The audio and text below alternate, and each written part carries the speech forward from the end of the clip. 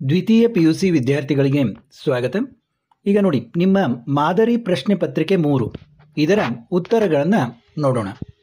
ಈಗಾಗಲೇ ಮಾದರಿ ಪ್ರಶ್ನೆ ಪತ್ರಿಕೆ 1 ಮತ್ತು 2ರ ಉತ್ತರಗಳನ್ನು ಕೂಡ ನಮ್ಮ ಚಾನೆಲ್ನಲ್ಲಿ ಹಾಕಿದ್ದು, ಅವುಗಳನ್ನು ಕೂಡ ನೋಡಿ ಮತ್ತು ನಿಮಗೆ ಯಾವ ವಿಷಯದ ಪ್ರಶ್ನೆ ಪತ್ರಿಕೆಯ ಉತ್ತರ ಬೇಕಾಗಿದೆ ಇತ್ಯಾದಿ, ನಿಮಗೆ ಯಾವ ವಿಷಯಗಳು ಲಭ್ಯವಾಗ್ತಾ ಇಲ್ಲ ಅನ್ನೋದನ್ನು ನನಗೆ ತಿಳಿಸಿದರೆ ಅದನ್ನು ಮಾಡಲಿಕ್ಕೆ ಅನುಕೂಲ ಆಗ್ತದೆ. ಈಗ ಮಾದರಿ ಪ್ರಶ್ನೆ ಪತ್ರಿಕೆ 3ರ ಉತ್ತರಗಳನ್ನು ನೋಡೋಣ. ನೋಡಿ, ಈ ಕೆಳಗಿನ ಪ್ರಶ್ನೆಗಳಿಗೆ ನೀಡಿರುವ ಉತ್ತರಗಳಲ್ಲಿ ಸರಿಯಾದುದನ್ನು ಆರಿಸಿ ಬರೆಯಿರಿ ಅಂತ ಕೇಳಿದ್ದಾರೆ. ಸೀತೆಯು ತೃಣ ಸಮಾನವೆಂದು ಭಾವಿಸಿದ್ದು, ಯಾವುದನ್ನು ತೃಣ ಸಮಾನವೆಂದು ಭಾವಿಸಿದಳು ಸೀತೆ? ರಾವಣನ ರೂಪವನ್ನು. ರಾವಣನ ರೂಪವನ್ನು ಆಕೆ ತೃಣ ಸಮಾನ ಅಂತ ಭಾವಿಸಿದಳು. ಯಾರ ಕೈಯಲ್ಲಿ ದರ್ಪಣವಿದ್ದು ಫಲವಿಲ್ಲ? ಅಂಧಕನ ಕೈಯಲ್ಲಿ ದರ್ಪಣವಿದ್ದು ಫಲವಿಲ್ಲ. ಅಂದರೆ ಆತನಿಗೆ ಕಣ್ಣೇ ಕಾಣಿಸೋದಿಲ್ಲ. ಆತ ಕನ್ನಡಿಯನ್ನು ತೆಗೆದುಕೊಂಡು ಏನು ಮಾಡ್ತಾನೆ? ಯಾವುದನ್ನು ಗೆದ್ದವನನ್ನು ಯೋಗಿ ಅನ್ನಬಹುದು? ಅರಿಷಡ್ವರ್ಗಗಳನ್ನು ಗೆದ್ದವನನ್ನು ಯೋಗಿ ಅನ್ನಬಹುದು. ಅರಿಷಡ್ವರ್ಗಗಳು ಗೊತ್ತಿದೆ ನಿಮಗೆ. ಕಾಮ, ಕ್ರೋಧ, ಲೋಭ, ಮೋಹ, ಮದ, ಮತ್ಸರ ಇವನ್ನೆಲ್ಲ ಗೆದ್ದವನನ್ನು ನಾವು ಯೋಗಿ ಅಂತ ಕರಿತೀವಿ. ಜಾಲಿಯ ರಸಾಸ್ವಾದ ಹೇಗಿರುತ್ತದೆ? ಜಾಲಿಯ ರಸಾಸ್ವಾದ ವಿಷದಂತೆ ಇರುತ್ತದೆ. ಬಾನ್ ಹೊಗರಲುಂಟು ಮರ ಚಿಗುರಲುಂಟು ಬರಲುಂಟೆ ಸುಗ್ಗಿ ಮತ್ತೆ. ಈ ಸಾಲುಗಳಲ್ಲಿ ಹೊಮ್ಮಿರುವ ಕವಿಯ ಭಾವವೆಂದರೆ? ಈ ಸಾಲುಗಳಲ್ಲಿ ಕವಿ ಯಾವ ಭಾವ ಹೊಮ್ಮಿದೆ?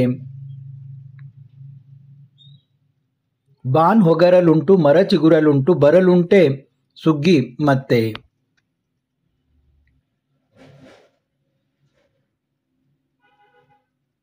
ಬಾನು ಮತ್ತು ಮರದ ನಿತ್ಯ ನೂತನತೆ ನಮಗಿಲ್ಲವೆಂಬುದು. ಬಸಲಿಂಗ ವೈದ್ಯರಿಗಾಗಿ ಅಲೆದಾಗ ಜೊತೆಗಿದ್ದ ರಾಜಕಾರಣಿ ರುದ್ರಪ್ಪ. ಪ್ರತಿಯೊಬ್ಬ ಕನ್ನಡಿಗನು ಪ್ರತಿಯೊಂದು ಅಂಗುಲದಲ್ಲಿಯೂ ಕನ್ನಡಿಗನಾಗಬೇಕು. ಆಗ ಮಾತ್ರ ಅನೇಕ ಸಮಸ್ಯೆಗಳಿಗೆ ಪರಿಹಾರ ದೊರೆಯುತ್ತದೆ. ನೋಡಿ, 7ನೇ ಪ್ರಶ್ನೆಗೆ ಉತ್ತರ: ಕನ್ನಡದ ಕೆಲಸಗಳಲ್ಲಿ ಸಾರ್ವಜನಿಕರ ಹೊಣೆಯೂ ಇರುತ್ತದೆ. ಆನೆಯ ಮಾವುತನ ಹೆಸರು ನಿಮಗೆಲ್ಲ ಗೊತ್ತಿದೆ, ವೇಲಾಯುಧ.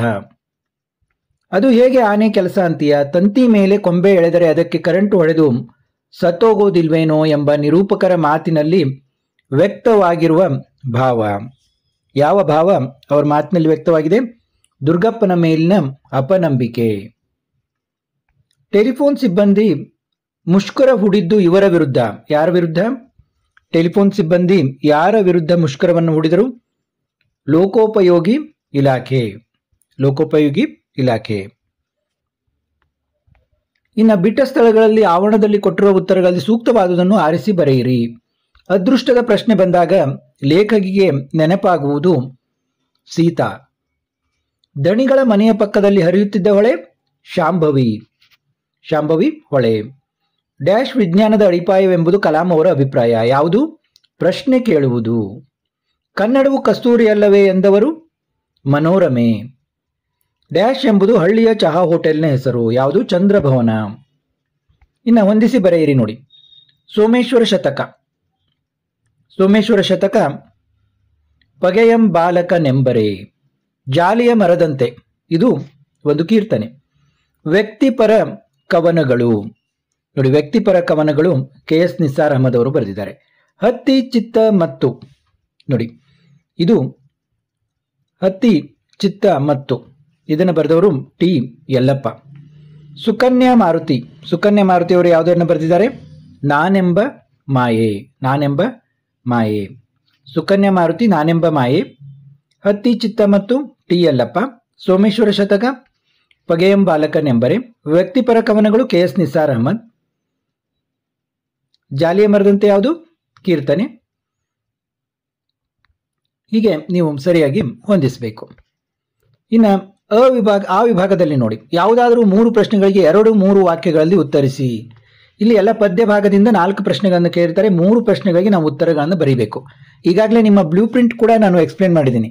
ಯಾವ ರೀತಿ ನೀವು ಅಭ್ಯಾಸ ಮಾಡಿದರೆ ಸುಲಭವಾಗಿ ಅಂಕಗಳನ್ನು ಗಳಿಸಬಹುದು ಅನ್ನೋದು.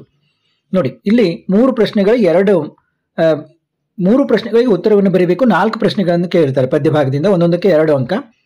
ಇನ್ನು ಇಲ್ಲಿ ಯಾವುದಾದ್ರೂ 2 ಪ್ರಶ್ನೆಗಳಿಗೆ 2-3 ವಾಕ್ಯಗಳಲ್ಲಿ ಉತ್ತರಿಸಿ ಅಂದಿರ್ತಾರೆ. ಗದ್ಯ ಭಾಗದಲ್ಲಿ ಇಲ್ಲಿ 4ರಲ್ಲಿ 2 ಬರಿಬೇಕು. ಮತ್ತು ಈ ಕೃಷ್ಣೇಗೌಡರ ಆನೆ ಅನ್ನುವಂತಹ ದೀರ್ಘ ಗದ್ಯದಿಂದ 4 ಕೇಳಿರ್ತಾರೆ, ಇಲ್ಲಿ 3 ಬರಿಬೇಕು. ಇನ್ನು ಈ ವಿಭಾಗದಲ್ಲಿ ಯಾವುದಾದ್ರೂ 2 ವಾಕ್ಯಗಳ ಸಂದರ್ಭ ಸೂಚಿಸಿ ಸ್ವಾರಸ್ಯ ಬರೆಯಿರಿ. ಇಲ್ಲಿ ನೋಡಿ, ಇಲ್ಲಿ ಪದ್ಯ ಭಾಗದಿಂದ 2 ವಾಕ್ಯಗಳ ಸಂದರ್ಭ ಸೂಚಿಸಿ ಬರೆಯೋದಿರುತ್ತೆ. ಯಾವುದಾದ್ರೂ 1 ವಾಕ್ಯದ ಸಂದರ್ಭ ಸೂಚಿಸಿ ಸ್ವಾರಸ್ಯ ಬರೆಯಿರಿ. ನೋಡಿ, ಯಾವುದಾದ್ರೂ 1 ವಾಕ್ಯ, ಇದು ಗದ್ಯ ಭಾಗದಿಂದ 3 ಕೇಳಿರ್ತಾರೆ, 1 ಬರಿಬೇಕು. ಇನ್ನು ದೀರ್ಘ ಗದ್ಯದಿಂದ 2 ಕೇಳಿರ್ತಾರೆ, 1 ಬರಿಬೇಕು.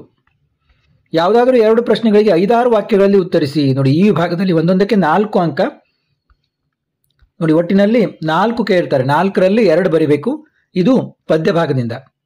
ಈ ವಿಭಾಗದಲ್ಲಿ ಮತ್ತೆ ಗದ್ಯ ಭಾಗದಿಂದ ನೋಡಿ, 2 ಕೇಳಿರ್ತಾರೆ, 1 ಬರಿಬೇಕು. ಮತ್ತೆ ದೀರ್ಘ ಗದ್ಯದಿಂದ 2 ಕೇಳಿರ್ತಾರೆ, 1 ಬರಿಬೇಕು.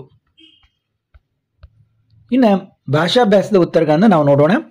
ಆ ಉಳಿದ ಪ್ರಶ್ನೆಗಳ ಉತ್ತರವನ್ನು ನಾನು ನಿಮಗೆ ಕಮೆಂಟ್ನಲ್ಲಿ ಬಹಳ ಜನ ಕೇಳಿದರೆ ಅದನ್ನು ಕೂಡ ಮಾಡ್ತೀನಿ. ಕಮೆಂಟ್ನಲ್ಲಿ ನಿಮಗೆ ಯಾವ ಇದು ಸಿಗ್ತಾ ಇಲ್ಲ, ಯಾವ ಪ್ರಶ್ನೆ ಪತ್ರಿಕೆ ಉತ್ತರಗಳು ಬೇಕು ಅಂತ ಕಮೆಂಟ್ ಮಾಡಿ ತಿಳಿಸಿ. ಈಗ ಭಾಷಾಭ್ಯಾಸದ ಉತ್ತರಗಳನ್ನು ನೋಡೋಣ. ಕೆಳಗಿನ ಪ್ರಶ್ನೆಗಳಿಗೆ ಯಾವುದಾದರೂ 4ಕ್ಕೆ ಸೂಚನೆಗೆ ಅನುಗುಣವಾಗಿ ಉತ್ತರಿಸಿ ಎಂದಿದ್ದಾರೆ. ಕೆಳಗಿನ 2 ಪದಗಳಿಗೆ ನಾನಾರ್ಥಗಳನ್ನು ಬರೆಯಿರಿ ಎಂದಿದ್ದಾರೆ. ನೋಡಿ, ನರ ಅಂತಂದರೆ ಮನುಷ್ಯ, ಮಾನವ ಅಂತ ಬರಿಬೋದು. ಮನುಷ್ಯ ಮತ್ತೇನು ಬರಿಬೋದು? ನರ ಅಂತಂದರೆ ರಕ್ತನಾಳ. ಇನ್ನೊಂದು ಅರ್ಜುನ. ನೋಡಿ, ನರ ಅನ್ನೋದಕ್ಕೆ ಮನುಷ್ಯ, ರಕ್ತನಾಳ, ಅರ್ಜುನ ಇವನ್ನ ಬರೀಬೇಕು. ಇನ್ನು ಗಂಡ ಅಂತಂದ್ರೇನು ನಿಮಗೆಲ್ಲ ಗೊತ್ತಿದೆ. ಗಂಡ ಅಂದರೆ ಪತಿ. ಮತ್ತು ಇನ್ನೊಂದು ಅರ್ಥ ಗಂಡ ಅಂತಂದರೆ ಅಪಾಯ. ಇನ್ನೊಂದು ಅರ್ಥ ಅಪಾಯ. ಇನ್ನು ಮುನಿ ಅಂತಂದರೆ ಕೋಪಗೊಳ್ಳು. ಇನ್ನೊಂದು ಅರ್ಥ ಋಷಿ. ಕೆಳಗಿನ 2 ಪದಗಳ ಗುಣವಾಚಕಗಳನ್ನು ಬರೆಯಿರಿ. ನೋಡಿ, ದುರ್ಜನರು ಅನ್ನುವಲ್ಲಿ ಗುಣವಾಚಕ ಯಾವುದು? ದುರ್ ಅನ್ನೋದು. ಹಾಡು ಹಕ್ಕಿ ಅನ್ನುವಲ್ಲಿ ಹಾಡು. ದೂರದೃಷ್ಟಿಯಲ್ಲಿ ಅನ್ನುವಲ್ಲಿ ದೂರ. ಇನ್ನು ಕೆಳಗಿನ 2 ಕ್ರಿಯಾಪದಗಳ ಕಾಲವನ್ನು ಗುರುತಿಸಿ ಬರೆಯಿರಿ. ನಲಿಯುತ್ತ. ನೋಡಿ, ಉತ್ತ ಅಂತ ಬಂದರೆ ನಾನು ಹಿಂದಿನ ಇದರಲ್ಲೂ ಹೇಳಿದ್ದೀನಿ. ಉತ್ತ ಅಂತ ಬಂದರೆ ವರ್ತಮಾನ ಕಾಲ. ತಿಂದನು ಅನ್ನುವುದು ಭೂತಕಾಲ. ಅಂತ ಬಂದರೆ ಭೂತಕಾಲ. ನೋಡಿದಳು ಅನ್ನೋದು ಕೂಡ ಭೂತಕಾಲ. ಇನ್ನು ಮನೆಯಲ್ಲಿ ಕೆಳಗಿನ 2 ಪದಗಳ ವಿಭಕ್ತಿಗಳನ್ನು ಹೆಸರಿಸಿ. ಮನೆಯಲ್ಲಿ, ಅಲ್ಲಿ ಅಂತ ಬಂತು. ಅಲ್ಲಿ ಅಂತ ಬಂದರೆ ಸಪ್ತಮಿ ವಿಭಕ್ತಿ. ಹರೆಯಕ್ಕೆ. ನೋಡಿ, ಕೇಯಿಗೆ, ಗೆ ಅಕ್ಕೆ ಇವೆಲ್ಲ ಏನು? ಚತುರ್ಥಿ ವಿಭಕ್ತಿ. ನಲ್ಗತೆಯಂ. ನೋಡಿ, ಹಳೆಗನ್ನಡ. ಅಂತಂದರೆ ಅನ್ನು ಅಂದ ಹಾಗೆ ಹೊಸಗನ್ನಡದಲ್ಲಿ. ಅಂತಂದರೆ ಇದು ಯಾವ ವಿಭಕ್ತಿ? ಇದು ದ್ವಿತೀಯ ವಿಭಕ್ತಿ. ಅನ್ನು ಅನ್ನೋದು ದ್ವಿತೀಯ ವಿಭಕ್ತಿ, ನಿಮಗೆಲ್ಲ ಗೊತ್ತಿದೆ. ಅಂದರೆ ಹಳೆಗನ್ನಡದಲ್ಲಿ ಅನ್ನು ಅಂದ ಹಾಗೆ.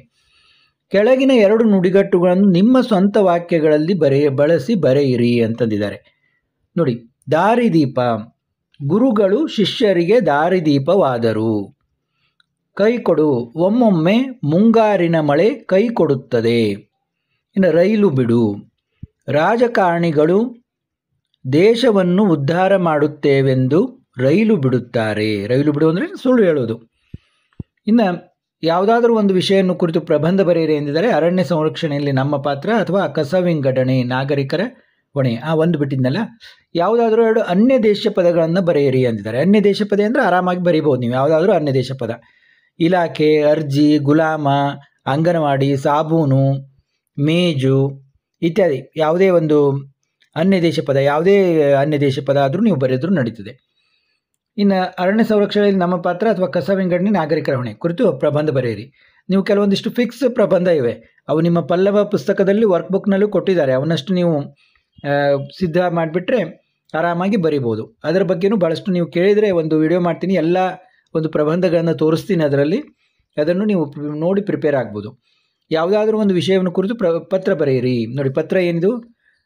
ನಿಮ್ಮೂರಿನ ಜಾತ್ರೆಗೆ ಬರುವಂತೆ ಆಹ್ವಾನಿಸಿ ಪತ್ರ ಬರೆಯಿರಿ. ಗೆಳೆಯ ಗೆಳತಿಗೆ ಊರಿನ ಜಾತ್ರೆಗೆ ಕರೆಸಿ ಮಾಡಿ ಪತ್ರ. ಇನ್ನೊಂದು ವರ್ಗಾವಣೆ ಪತ್ರ ಮತ್ತು ಅಂಕಪಟ್ಟಿಗಳನ್ನು ಪಡೆಯಲು ನಿಮ್ಮ ಕಾಲೇಜಿನ ಪ್ರಾಚಾರ್ಯರಿಗೊಂದು ಪತ್ರ ಬರೆಯಿರಿ. ನೋಡಿ, ಪತ್ರದ ಫಾರ್ಮ್ಯಾಟನ್ನು ಯಾವ ರೀತಿ ಬರೀಬೇಕು ಅನ್ನೋದನ್ನು ನೀವು ಬೇರೆ ಬೇರೆ ಪತ್ರಗಳ ಫಾರ್ಮ್ಯಾಟ್ಗಳನ್ನು ಗಮನಿಸಿದರೆ ನೀವು ಸುಲಭವಾಗಿ ಪತ್ರವನ್ನು ಬರೀಬೋದು. ಅವನ್ನು ಕೂಡ ಕೆಲವು ಫಾರ್ಮ್ಯಾಟ್ಗಳಿವೆ, ಅವನ್ನು ರೂಢಿ ಮಾಡಿಕೊಂಡ್ರೆ ಅದನ್ನು ನೀವು ಬರೀಬೋದು. ನಾನು ಹೇಳಿದ ಹಾಗೆ ನೀವು ಕಾಮೆಂಟ್ನಲ್ಲಿ ಯಾವುದು ನಿಮಗೆ ಸಿಗ್ತಾ ಇಲ್ಲ ಅಂತ ಕಾಮೆಂಟ್ನಲ್ಲಿ ತಿಳಿಸಿದರೆ ನಾನು ಅವುಗಳ ಕುರಿತು ಒಂದು ವಿಡಿಯೋವನ್ನು ಮಾಡ್ತೀನಿ, ಅದನ್ನು ನೀವು ನೋಡಬಹುದು. ಮತ್ತು ಮುಂದಿನ ವಿಡಿಯೋದಲ್ಲಿ ಬೇರೆ ಬೇರೆ ವಿಷಯಗಳ ಪ್ರಶ್ನೆ ಪತ್ರಿಕೆಗಳ ಉತ್ತರಗಳೊಂದಿಗೆ ಭೇಟಿಯಾಗೋಣ.